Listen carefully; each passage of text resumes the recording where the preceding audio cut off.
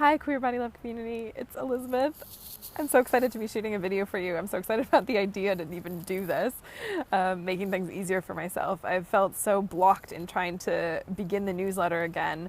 And I think part of that is because I have this emotional block against it because I feel like I've done you wrong because I wrote you every week for almost 2 years, and then it's been more than 2 months. And I told you all that I was going to take a break for a month, and that's all right and good. But then it became 2, and it became a little bit longer. And I really care about being impeccable with my word as much as I can. And so that I just want to apologize that I didn't begin it again when I told you I would. And it feels like it's something that anchors me to my business and to my work and to you. And so whenever there's a habit that feels like consistent and then it goes away, I think it can often be hard to begin it again. So this is me trying to make it easier for myself to begin it again, to just talk to you, because I feel close to those of you I know, and even those of you who I don't know.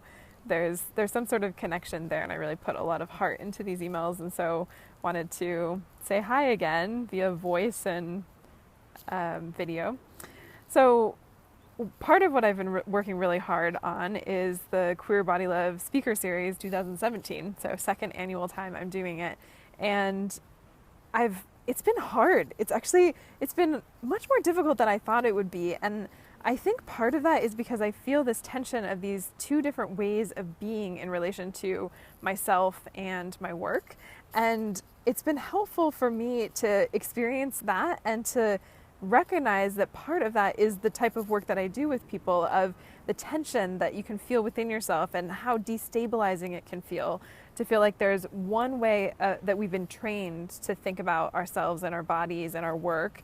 And oftentimes that's coming from the mainstream, and oftentimes that's not super helpful. So internalized, unhelpful, oppressive thinking that ends up judging ourselves as wrong or bad.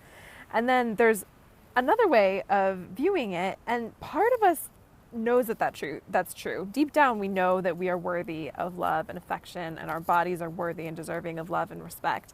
And at the same time, because we get those unhelpful messages all the time, it's a difficult process to unlearn some of those. And so I think some of the ways that I did this series last year was still coming from unhelpful thought patterns, but they were helpful to a certain extent as like a crutch.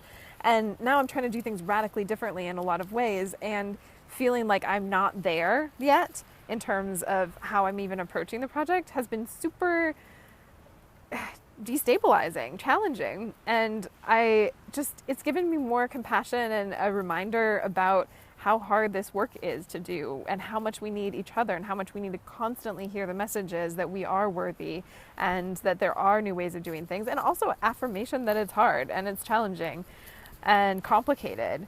And so all that to say, it's been a process, and I've been really trying to live the message of the series too, and I think that's almost part of what's been challenging as well. The message of the series is about, well, it's a question. How do we love ourselves, our bodies, and each other in the face of oppression? The message being that real love is interconnected, that it's possible, that there's different ways of approaching it, that we all need our unique paths to find that sense of worthiness. And I've been both trying to practice it within myself and also really listen to the speakers and their interviews and let them impact me. So I think places where I felt a little bit of disjuncture of, oh, am I not really caring for myself and my speakers in the way that I want to be if I push through in this old way of being and this old way of doing work in a way that the work validates me and who I am?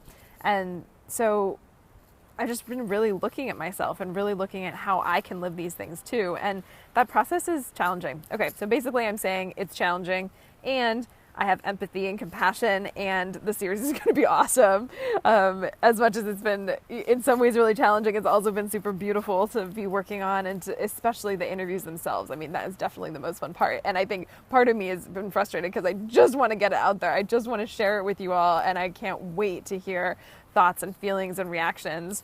And that said, it's risky too. Like, the stuff that we're talking about does not have easy answers. And so Anyway, all of this is just to say that I really appreciate you being part of this community along for the ride, and this is me beginning again with communicating with you all, and I will be writing more again soon.